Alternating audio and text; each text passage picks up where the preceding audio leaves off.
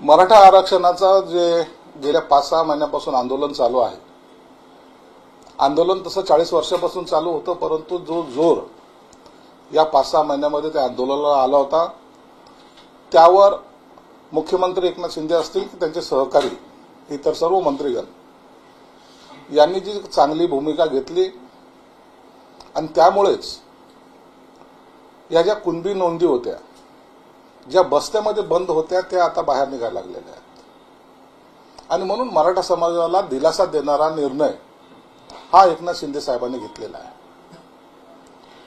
जरांगे पाटलांनी जे आंदोलन सुरू केलं होतं, त्या आंदोलनाचं हे फलित आहे। आंदोलनाच्या मागण्या ज्या होत्या त्या पूर्ण करण्याचं काम शिंदे साहेबांनी केले, हा अख्खा महाराष्ट्र जाणतोय।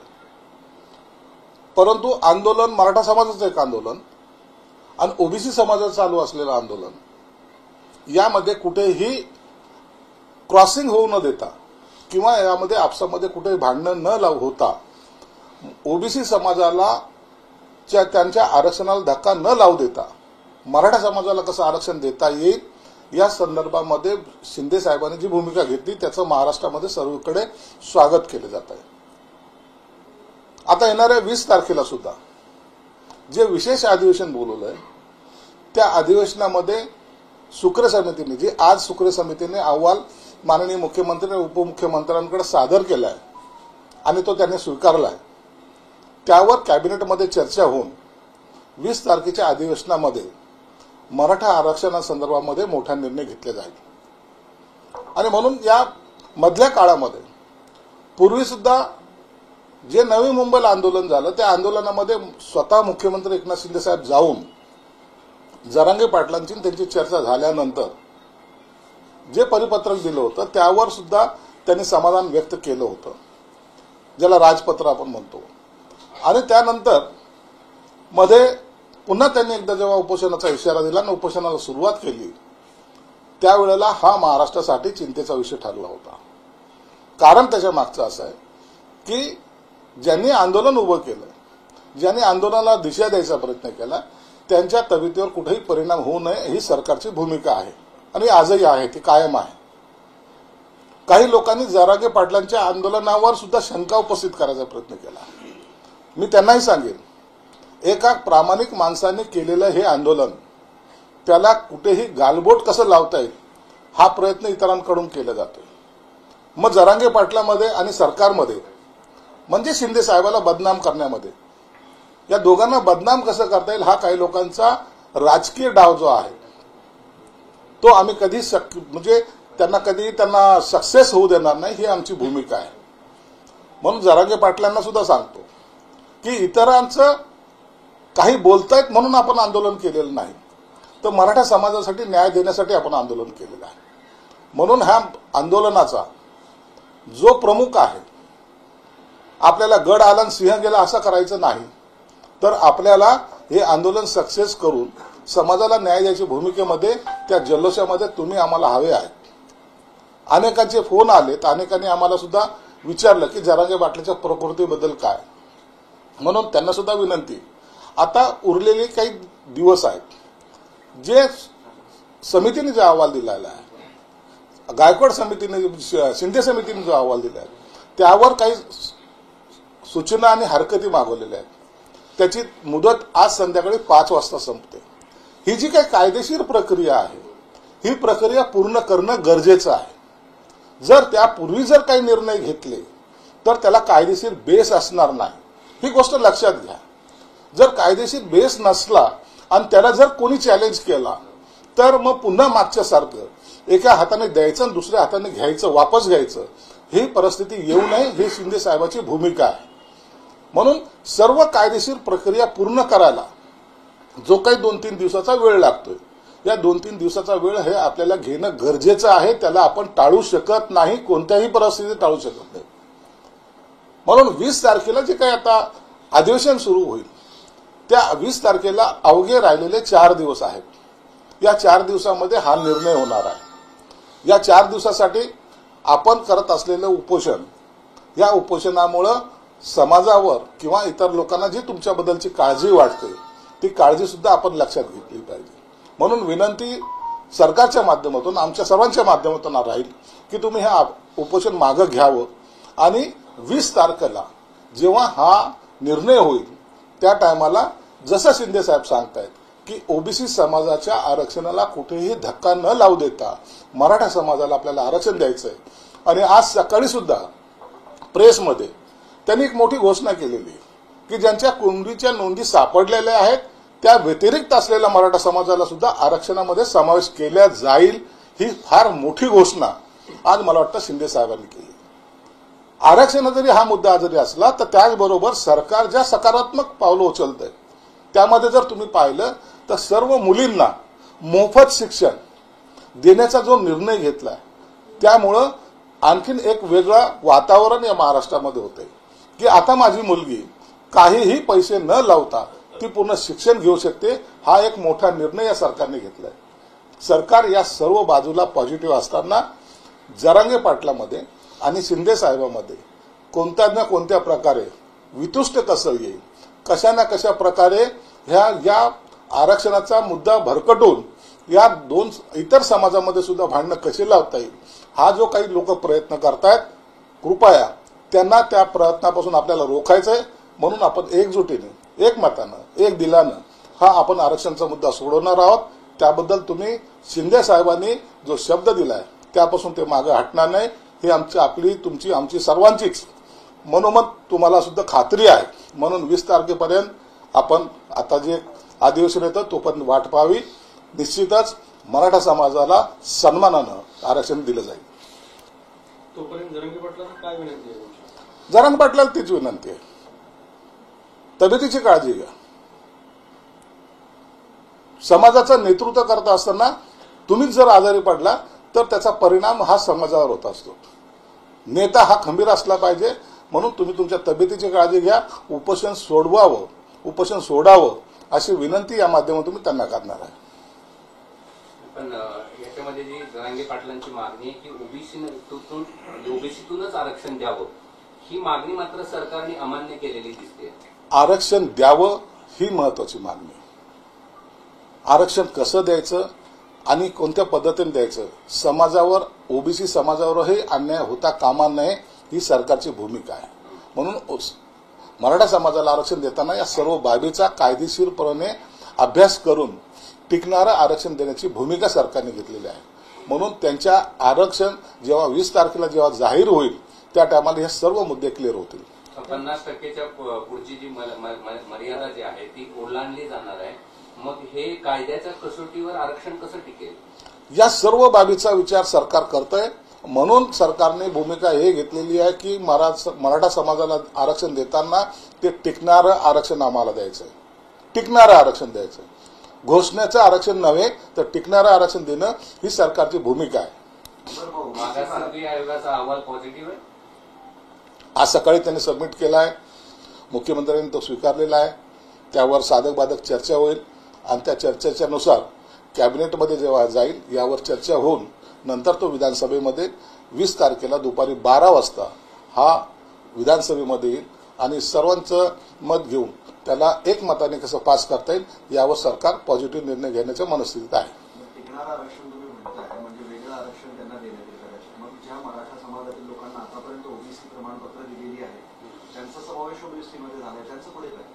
त्यांचं नाही सर्वांचंच मराठा समाजाचा. आता याला किंवा त्यांना असं नाही पण पूर्वी ज्यांना कुणबी सर्टिफिकेट दिलेत ते ऑलरेडी कुणबी आहेत ते तर त्यांचा समावेश आहेच आहे. ज्यांना आणखी कुणबीचे म्हणजे त्यांना दाखले नाही त्यांच्या नोंदी नाहीत अशा समाजाला सुद्धा या आरक्षणामध्ये सामावून घेण्याची सरकारची भूमिका आहे. पण ज्यांना ओबीसी दिले त्यांचं काय? ज्यांनी घेतलेत आता ओबीसी ते तर ऑलरेडी आहेतच ना. त्यांचं काय ते तर आहेच. त्यांना त्यांचं थोडी आरक्षण काढणार आहोत. देवेंद्र फडणवीसांची मुलाखत झाली ज्यामध्ये त्यांना प्रश्न विचारला होता की आरक्षण दिलं किंवा दिलं नाही म्हणून कुठेच सरकार कोसळले नाही. देशभरातल्या आरक्षण आंदोलनाचा निवडणुकीवर परिणाम झालेला दिसत नाही अशा स्वरूपाची प्रतिक्रिया देवेंद्र फडणवीस. हे जरी सत्य असलं तरी ज्या 40 वर्षापासून मराठा समाज आपल्या भूमिकेसाठी आपल्या मागण्यासाठी लढतोय त्यांना ज्यांनी खेळवलंय यापूर्वी ज्यांची सरकारं होती त्यांनी त्यांना खेळवत ठेवलं त्यांचा वापर हा राजकारणासाठी केला गेला आणि ते कुठेतरी थांबलं पाहिजे म्हणून एक ठाम भूमिका एकनाथ शिंदे साहेबांनी घेतलेली आहे. आणि मला वाटतं हा विषय कधीतरी एकदाचा हा संपला पाहिजे या भूमिकेतून अख्खे सर्वसामान्य जनता सुद्धा आहे. म्हणून आता हा विषय राहणार नाही. दरवेळेला लोकांना मूर्ख बनवण्याचा धंदा पूर्वीचे ज्या राजकारण्यांनी केले जे आजही त्याच्याबद्दल अक्षरही काढत नाही, तोंडही उघडत नाही, त्यामुळं शिंदे साहेबांनी हा ठाम निर्णय घेण्याचा प्रयत्न केलेला किंवा त्यांनी हा निर्णय घेतलेला आहे.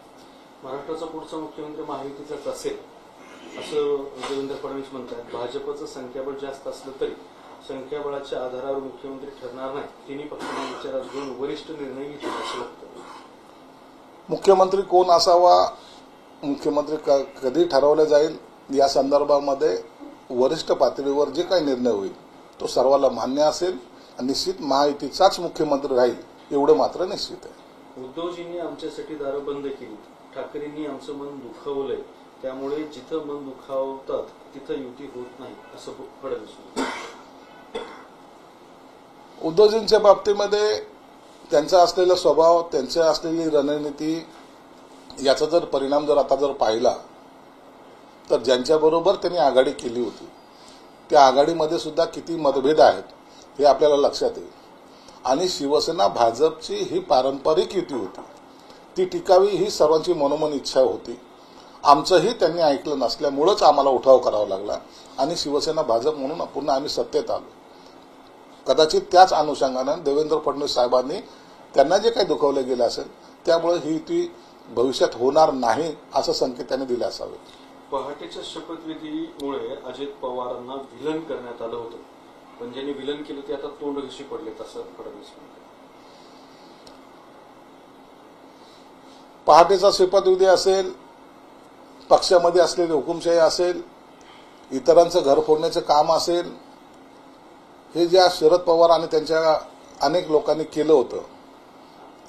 म्हणून म्हणतात की जैसे कर्म करेगा वैसा फल देगा भगवान. आज त्यांच्या हातातून पक्षही गेलाय आणि नेतेही गेले. दुसरं, तुमचे मित्र संजय राऊत यांचे प्रश्न. राहुल नार्वेकरांनी एक नवीन हास्य जत्रेचा एपिसोड लिहिला आहे असं त्यांनी म्हटलंय कालच्या राष्ट्रवादीच्या अपात्रतेच्या निर्णयावर. राहुल नार्वेकरांनी जरी हास्य जत्रेचं पार्ट केलं असेल, पार्ट 2 जरी केला असेल तरी त्यामुळं लोकांना समाधान लाभलेलं आहे. परंतु यांचा चाललेला तमाशा आता लोकांना आवडत नाही. लोक ते पाहण्याच्या मनस्थितीत नाही. स्वतःचं झाकून लोकांचं वाकून पाहण्याची ही जी काही मनोवृत्ती या संजय राऊत सारख्या विचित्र माणसाची आहे, त्यामुळं या आघाडीचे 3-13 वाजलेले आहेत. आता त्यांनी इतरांवर टीका करण्यापेक्षा स्वतःवर आत्मचिंतन, आत्मपरीक्षण करावं आणि जर ते करता येत नसेल तर राजकारण संन्यास जरूर घ्यावा. लोकसभा निवडणुकीची तयारी कशी चालली? लोकसभेची तयारी अत्यंत व्यवस्थित आहे. आता आज उद्या जे शिवसेनेचं अधिवेशन कोल्हापूरला आहे ते झाल्यानंतर या तिन्ही पक्षांच्या नेत्यांची एक संयुक्तिक बैठक 20 तारखेनंतर मुंबईला होणार आहे आणि त्यामध्ये युतीचे जे मतदारसंघ आहे त्याचं वाटप झालेलं असेल आणि मग त्यानंतर उमेदवार निवडीची प्रक्रिया त्या पक्षाच्या नेत्यांनी करायची आहे. इम्तियाज जलील यांनी काल एक बैठक घेतली मुंबईच्या पदाधिकाऱ्यांसोबत आणि त्यांनी असं स्पष्ट केलंय की आता इम्तियाज जलील हे मुंबईतून लोकसभा निवडणूक लढवणार आहेत आणि तशी त्यांनी इच्छा देखील आपल्या पक्षाध्यक्षांकडे व्यक्त केलेली आहे. तर इम्तियाज जलील हा एमआयएम पक्ष आहे, कदाचित उभाटा गटाने त्याला सपोर्ट करावा केला असेल म्हणून त्याने ती इच्छा व्यक्त केली असेल. दुसरं असं आहे की दिल्लीमध्ये शेतकऱ्यांचं एक मोठं आंदोलन सुरू आहे आणि ते आंदोलन सुरू म्हणजे होऊ नये यासाठी सरकारकडून प्रयत्न सुरू आहेत. रस्त्यावर खिळे ठोकले, सशस्त्र दलाच्या भिंती तिथं उभ्या करण्यात आलेल्या आहेत. तर शेतकऱ्यांनी निवडून दिलेल्या सरकारला हे शोभत नाही असा आरोप संजय राऊतांनी केला. दिल्लीच्या आंदोलनाचा गेल्या वेळेचा अनुभव पाहता हा एक दिवसीय आंदोलन नाही तर अनेक महिने चालणारं आंदोलन असतं आणि आंदोलन हिंसक होऊ नये. त्यामुळे नाहक काही शेतकरी म्हणजे त्यामध्ये त्यांना त्रास होऊ नये किंवा त्यांच्यावर काही घातपात होऊ नये की तिथे काही मृत्यू होऊ नये म्हणून सरकारने घेतलेली प्रिकॉशन आहे. तरी शेतकऱ्याच्या मागण्या ह्या रास्त आहेत आणि त्यासाठी सरकारने त्यांच्याशी बोलणी सुद्धा सुरू केलेली आहे. कदाचित आज उद्या त्यांची बैठक होऊन यावर तोडगा सुद्धा निघणार आहे. अमित शहाची सभा रद्द झाली अशी तरी भाजपने छत्रपती संभाजीनगर लोकसभेवर दावा सांगितला आहे. नाही तर कोणी कार्यकर्त्यांनी दावा सांगितल्यावर काही ठरत नसतं. वरिष्ठ पातळीवरचे नेते जे निर्णय घेतील तो सर्वांना मान्य करावा लागतो. बारामतीमध्ये सुप्रिया सुळे विरुद्ध सुनेत्रा पवार हा सामना रंगण्याची शक्यता आहे. काल त्यांचा प्रचार सुद्धा आलेला आहे. सुप्रिया सुळेंना मतदारसंघामध्ये बसावं लागतं. शरद पवार साहेबांना मतदारसंघामध्ये ठाण मांडावं लागतं. अनेक लोकांचे ज्यांना अनेक वर्ष ते संपर्कात सुद्धा नव्हते परंतु त्या सर्वांना बोलून त्यांच्याशी संवाद साधावा लागतो. हेच खऱ्या अर्थानं अजितदादाचं यश आहे. म्हणून बारामतीची जागा हे अजितदादा जिंकतील याबद्दल शंका नाही. संभाजीनगर लोकसभेसाठी तुमच्या बाजूने संदीपान भुमरे यांचंच नाव निश्चित आहे का? आणखी कोणाची चर्चा आहे काय? नाही, कुणाचंच नाव निश्चित नाही. शिवसेनेचं नाही, भाजपचं नाही, कुणाचाच नाहीये. याचा निर्णय हा 22 तारखेनंतरच्या होणाऱ्या बैठकीमध्ये ठरला जाईल.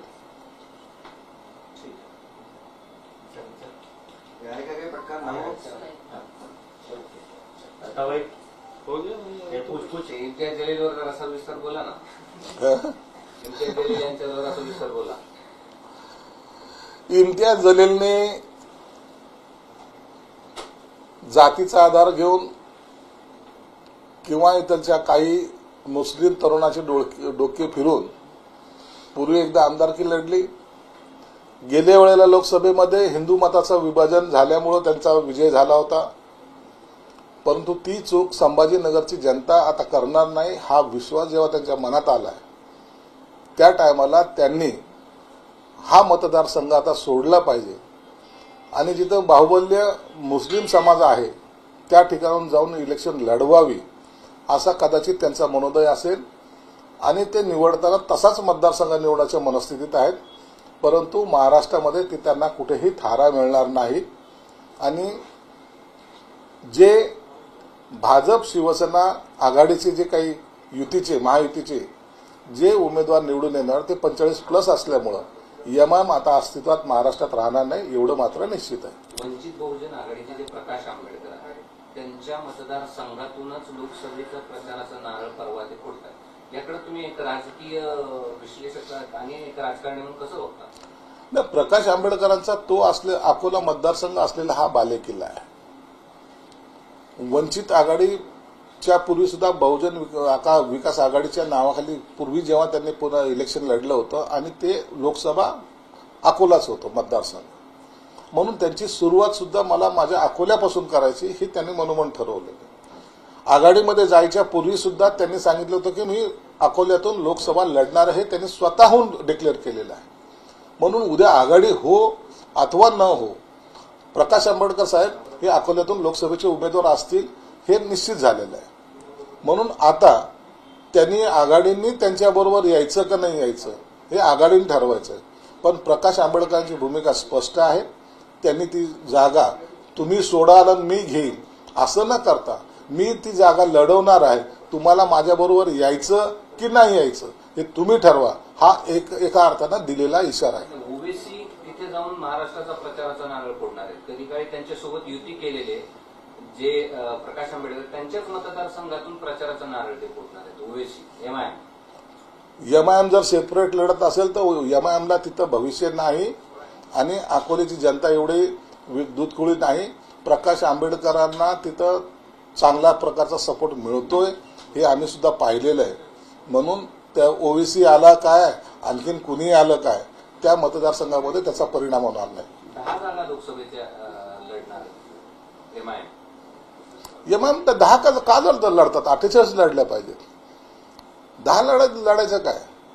एमआयएम ही फक्त मुस्लिमांची डोकं फिरवण्यासाठी किंवा त्यांना आपल्याकडं एक केंद्रित करण्यासाठी एक मी तुमचा मसीहा आहे या भावनेतून एमआयएम ही आपल्या प्रचाराची रणनीती आखत असते. हाच प्रकार त्यांनी युपीमध्ये केला, हाच प्रकार त्यांनी बिहारमध्ये केला, हाच प्रकार गुजरातमध्ये करायचा प्रयत्न केला. परंतु ते आता तिथे कुठेही त्यांना यश आलं नाही हे सर्वजण पाहत आहेत. म्हणून एमआयएम आता जी काही होती ती आता इथं राहणार नाही. त्यांचा भुईसपाट जरूर होईल हे आपल्याला लवकर दिसून येईल. थँक्यू. धन्यवाद.